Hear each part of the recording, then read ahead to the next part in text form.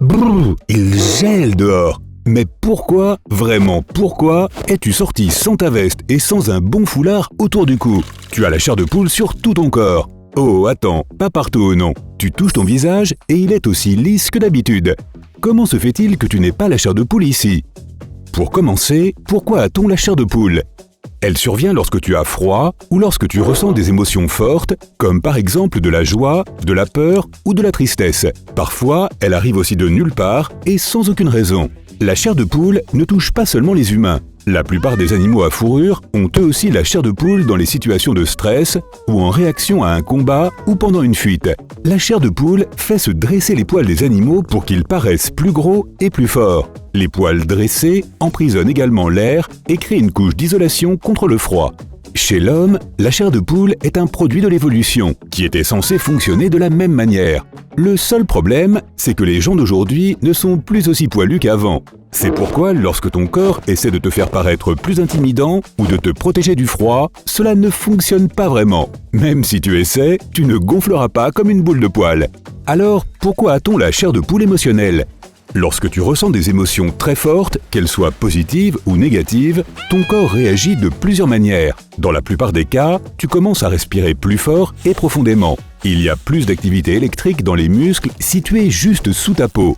Voilà qui est suffisant pour que la chair de poule apparaisse sur tout ton corps.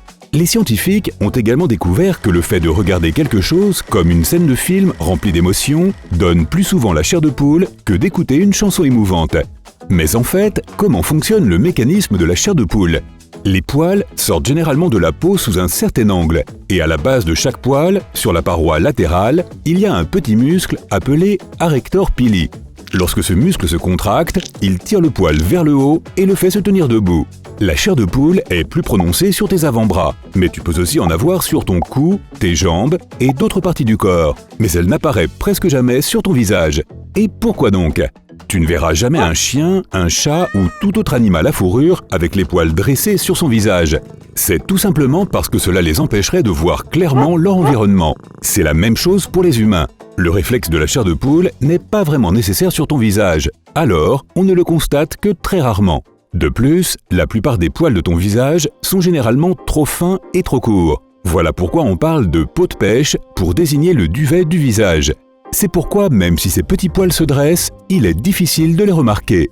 L'étendue de la chair de poule dépend également de l'espace entre les follicules pileux. Sur tes bras et tes jambes, les poils sont plutôt espacés. C'est pourquoi la chair de poule est plus visible. Mais sur ton visage, les follicules pileux sont extrêmement proches les uns des autres. Lorsque ces petits muscles, les arrector pili, tirent sur ta peau, il n'y a tout simplement pas de place pour que cela se voie. Pourquoi les chauves n'ont-ils pas la chair de poule sur leur cuir chevelu? Lorsqu'une personne devient chauve, le muscle de la chair de poule perd sa connexion avec le follicule pileux et est remplacé par de la graisse. Il est donc impossible d'avoir la chair de poule à cet endroit. Les personnes chauves ne peuvent pas non plus faire repousser les cheveux des follicules endommagés car ils ne se régénèrent tout simplement pas. La chair de poule n'est pas la seule réaction mystérieuse qui peut se produire dans ton corps. Et si on parlait du rougissement? Pourquoi les gens rougissent-ils? Des études récentes portent à penser que le fait de rougir peut être un élément super important dans les relations sociales. Cela montre qu'une personne regrette sincèrement quelque chose, par exemple. Les recherches ont également prouvé que les gens pardonnent plus facilement à ceux qui rougissent, parce qu'ils les perçoivent comme étant plus dignes de confiance et plus sympathiques. Les expériences montrent aussi que l'on peut devenir rouge tomate à cause d'un simple contact visuel prolongé. Même si tu n'as aucune raison d'être gêné ou d'avoir honte, le fait d'être l'objet d'un examen approfondi peut déclencher une réaction chez toi. Quels sont les processus de ton corps qui te font rougir? Le rougissement est un autre aspect de la fameuse réaction ancestrale de lutte ou de fuite. Lorsque tu te sens gêné, ton corps libère de l'adrénaline. Elle accélère ton rythme cardiaque et dilate tes vaisseaux sanguins pour améliorer l'apport d'oxygène et la circulation sanguine. Le rougissement est une réaction certes étonnante de tes veines.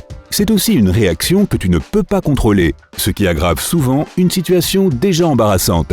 Pourquoi ce sont surtout les joues qui deviennent rouges lorsque tu rougis? Ce sont surtout les veines du visage qui réagissent à toute cette adrénaline. Ces petites veines de ta peau se dilatent, le sang s'accumule et tes joues rougissent. Chez certaines personnes, cette réaction va jusqu'au cou et parfois même jusqu'à la poitrine, mais ce n'est pas si fréquent. Si cette réaction se produisait également dans d'autres parties de ton corps, tu serais rouge vif partout. Pourquoi certaines personnes rougissent-elles plus que d'autres? Dans la plupart des cas, cela dépend de la couleur de la peau. Chez les personnes qui ont une peau claire, le rougissement est simplement plus visible que chez les personnes bronzées ou avec la peau plus foncée. Tes particularités anatomiques et hormonales peuvent également affecter l'intensité de ton rougissement. De plus, certaines personnes sont plus gênées et plus promptes à se sentir embarrassées que d'autres. Elles rougissent plus souvent et avec plus d'intensité. Mais si en général tu ne te sens pas concerné par les opinions des autres, tu ne rougiras probablement pas du tout. Pourquoi les oreilles deviennent-elles parfois rouges?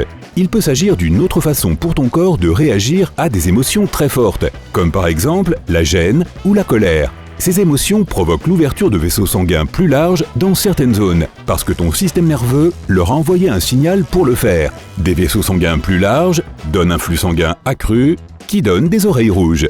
Et voilà, le schéma est clair. Qu'est-ce qui peut encore arriver à ton corps lorsque tu te sens gêné, effrayé ou stressé?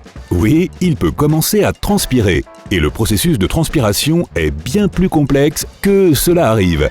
De quoi est faite la sueur et pourquoi a-t-elle un goût salé? La sueur est principalement composée de protéines mélangées avec de l'eau, des sucres, de l'ammoniac et plein d'autres choses. Elle contient même de minuscules quantités de traces de métaux comme du cuivre, du zinc, du nickel, du fer, etc.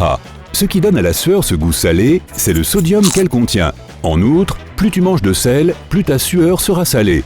Ton corps essaie de s'en débarrasser et le meilleur moyen de le faire, c'est de transpirer. Le degré de salinité de la sueur d'une personne dépend également de la quantité d'exercice qu'elle fait. Plus l'entraînement est intense, plus tu perds de sel dans ta sueur. Mais la transpiration est-elle vraiment nécessaire? La sueur refroidit ton corps lorsque ta température interne augmente en raison de la chaleur, du stress ou de l'exercice. Mais c'est aussi un outil de communication efficace. La plupart des gens ont déjà connu une transpiration émotionnelle causée par la honte, la peur, la douleur, l'anxiété ou l'excitation. Les expériences montrent que l'odeur de la transpiration peut en apprendre beaucoup sur ce que ressent une autre personne. Les émotions fortes peuvent non seulement te faire transpirer, mais aussi te faire pleurer. En quoi les larmes humaines sont-elles différentes de celles que versent les animaux? De nombreuses espèces pleurent pour se rincer les yeux et les nettoyer de la poussière et des petits débris. Les êtres humains sont les seuls êtres vivants connus pour avoir des larmes liées à leurs émotions. Le plus incroyable, c'est que les larmes émotionnelles sont chimiquement différentes des larmes qui nettoient les yeux. Elles contiennent plus de protéines, ce qui les fait tomber plus lentement et se coller à ta peau. Les scientifiques n'ont pas encore percé le mystère des larmes émotionnelles, mais il y a une théorie selon laquelle elles sont apparues comme un moyen pour nos ancêtres de montrer qu'ils étaient malheureux ou en détresse. En même temps, ils étaient en sécurité puisque seules les personnes de confiance pouvaient s'approcher suffisamment pour voir ces larmes. Pourquoi tes ongles deviennent-ils bleus quand tu as froid? Tout d'abord, tes doigts sont assez éloignés du reste de ton corps, tout comme tes orteils ou le bout de ton nez. Imagine un morceau de tissu de la taille d'un ongle quelque part au milieu de ton corps. Il est irrigué de tous les côtés, à gauche et à droite, de haut en bas. Mais l'extrémité de tes doigts, lui, n'a qu'une seule option. Le sang ne peut circuler que de la main vers le bas des doigts. Quand il fait froid, les petits vaisseaux sanguins ou capillaires de tes doigts se rétrécissent. Cela empêche le sang de circuler aussi librement qu'auparavant. Lorsque la circulation sanguine ralentit, le bout de tes doigts et de tes ongles ne reçoivent pas assez de sang riche en oxygène. Et moins ton sang contient d'oxygène, plus il devient sombre. En fait, sa vraie couleur est rouge foncé, mais nous le voyons bleu. Dès que tu as à nouveau chaud, les vaisseaux sanguins s'ouvrent et tes ongles reprennent leur couleur rosée normale. Ah, ça fait du bien! Si tu as appris quelque chose de nouveau aujourd'hui, alors mets un like à cette vidéo et partage-la avec un ami. Et voici d'autres vidéos que tu devrais apprécier. Il te suffit de cliquer à gauche ou à droite et de rester du côté sympa de la vie.